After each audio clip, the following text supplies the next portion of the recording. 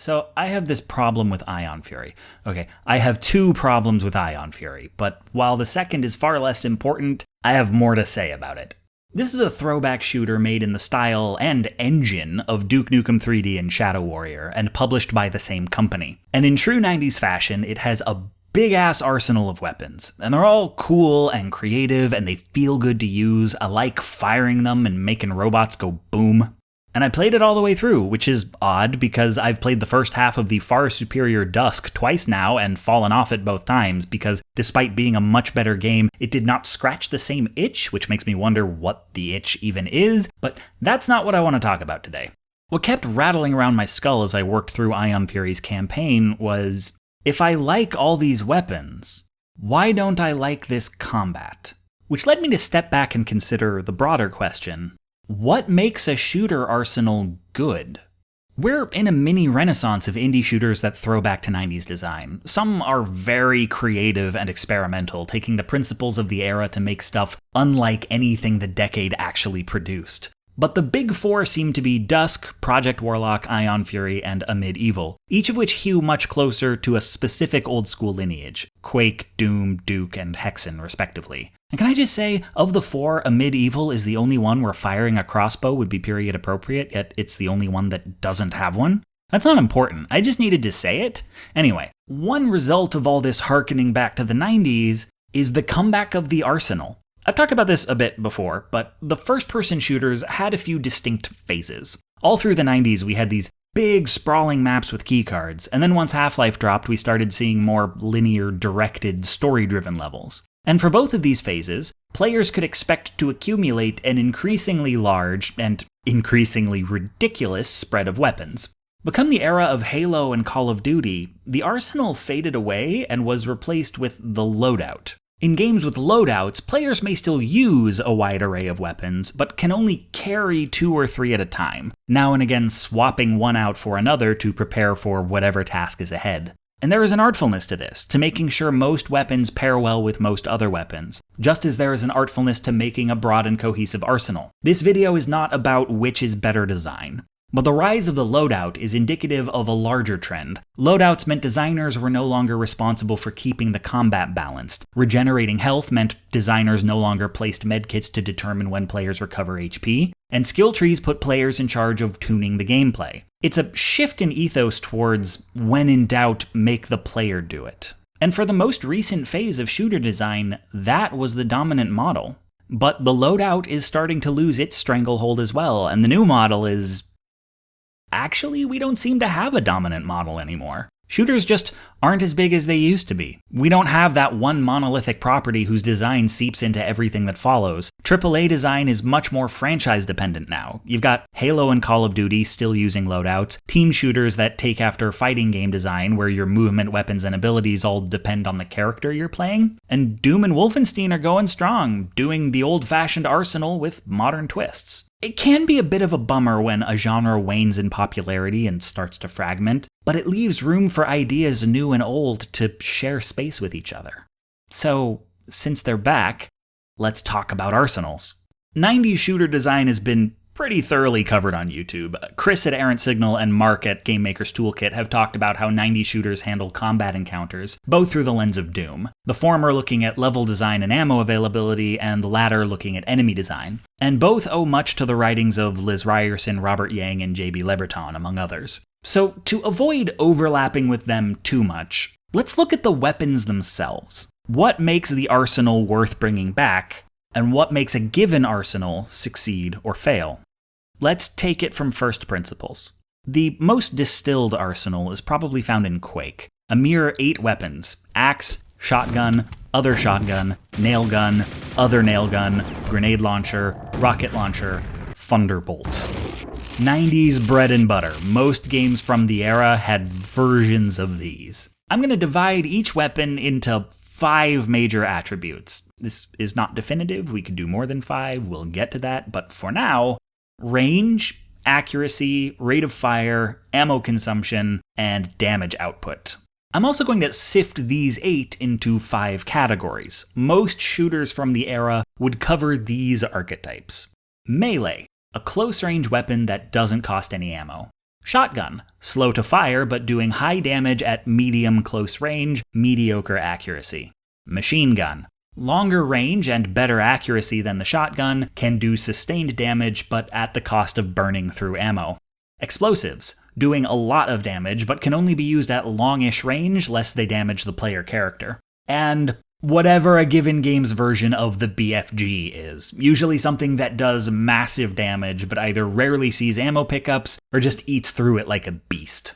Looking at them this way, you may note that each weapon comes with trade-offs. A shotgun trades rate of fire for power, a machine gun trades ammo consumption for rate of fire. And the super variants amplify these trade-offs. The double-barreled shotgun does more damage but fires even slower. The super nail gun fires faster but consumes twice as much ammo.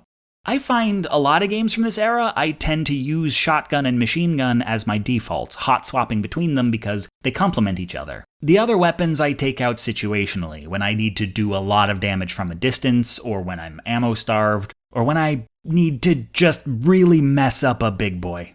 Quake is actually so distilled that there's a few expected categories missing. For instance, most games of this era would have a pistol, a weak and mostly unremarkable starter weapon that nevertheless has better range and ammo consumption than your shotgun-machine gun combo. Quake fills this role by having an oddly accurate shotgun, and by the Half-Life era you could usually expect to have a sniper category, something that trades rate of fire for high damage and extremely long range. Then there's an 8th category, and here's where things get interesting. Trap. Your tripwires, sticky bombs, and snarks. And this is fun, because it breaks the rubric I just built, which I think is great. I like design that's too interesting to be reduced to a formula. Duke Nukem can plop down a pipe bomb, walk halfway across the stage, and detonate it. How do I measure the range on that? And I can time how fast Gordon Freeman throws down satchel charges, but does that tell you anything you need to know?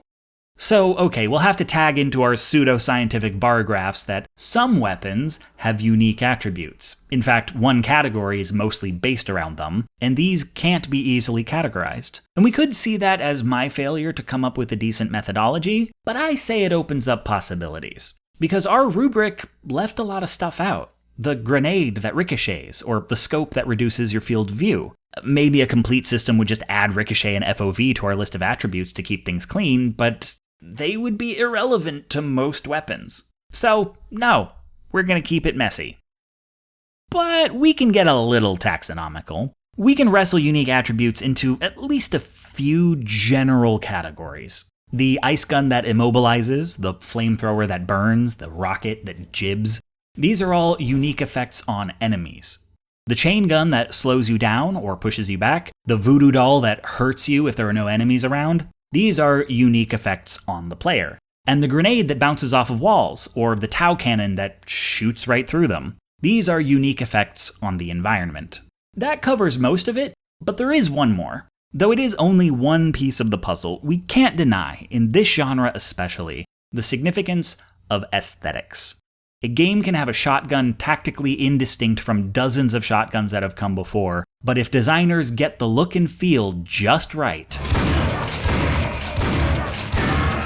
it makes a difference. And is wrapping an enemy in a bolo grenade and then manually detonating it that different from just having a rocket that explodes on impact? Not really, but also yes. Extremely yes. So we've got 8-ish categories and 5-ish attributes and a few types of unique effects. I'm not saying this analysis is perfect, nor do I pretend it's static. Now that reloading is a common mechanic, for instance, rate of fire and ammo consumption would have to factor things like clip size and reload speed. I acknowledge this is a from a few steps back look at something that is, up close, ever-shifting. But what does all this codification tell us? Well, what it tells me is that a game's level and enemy design are going to present you with a certain spectrum of combat encounters, and ideally, each weapon in an arsenal will cover its own part, and collectively, they will cover all of it. If any one weapon is too all-purpose, it will leave others redundant, but if the weapons are too specialized, it will leave gaps. So, over the years, designers have trial and errored their way into a handful of weapon types that are distinct, but complementary, each one's strengths making up for the other's weaknesses. Together, they cover most of what a shooter will throw at you. So in assessing an arsenal you haven't played with before, I suppose the primary questions would be, how do these 8 weapon types distinguish themselves from any other game's 8? And did they add anything? Adding something is really hard, and is such a treat when someone pulls it off. I find the best additions usually play off a game's higher level systems. The way Half-Life's gravity gun plays off the physics engine, the way Bulletstorm's leash plays off the combo system, the way Titanfall's homing pistols let you shoot while platforming. These let the game's various systems come together into what feels like a cohesive whole. So, what's the deal with Ion Fury's arsenal? Well, let's walk it through. For melee, you've got an electrified billy club that stuns enemies, one-shots spiders, and can power up generators. Pistol is pretty standard, but secondary fire can let you target multiple enemies to line up automatic headshots. Really good for taking down these little flying buggers. Your shotgun can fire 6 times before reloading, and each one feels thumpy and rude.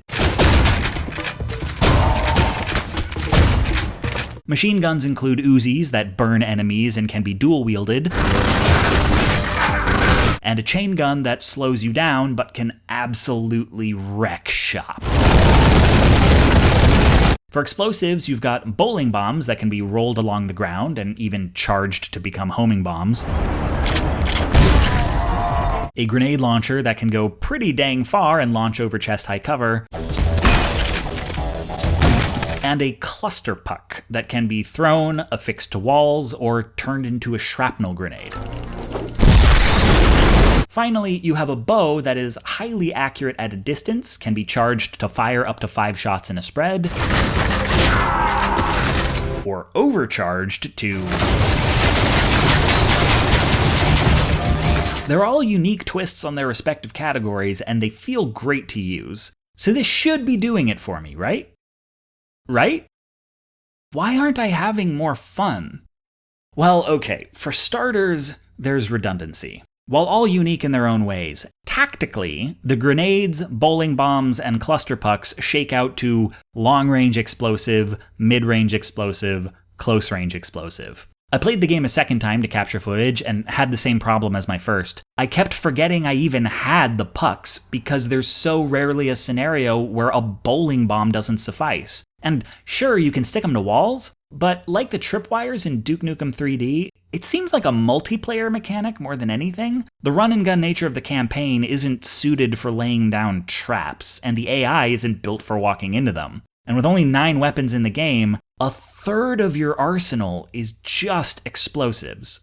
But there are also gaps. Defeated enemies drop ammo for whatever gun they're carrying, and the most common enemies carry dispersers or ion bows. So you tend to be up to your breastplate in shotgun shells and bolts, but the weapons that consume ammo the fastest are the machine guns, for which you come across ammo far less often. You can single-wield an Uzi to halve the ammo consumption, thereby giving up the thing that makes it fun to use, but even then, you can only use it in very short bursts. This means rather than one of your defaults, the machine guns are situational weapons like a rocket launcher or sniper rifle, used primarily when you need to clear out a room in a hurry or do sustained damage to a boss. So instead of shotgun machine gun, your go-to combo is shotgun bow. You also tend to be stocked up on pistol ammo because it depletes slowly, while so ammo-starved for everything else that these 3 might as well be a loadout.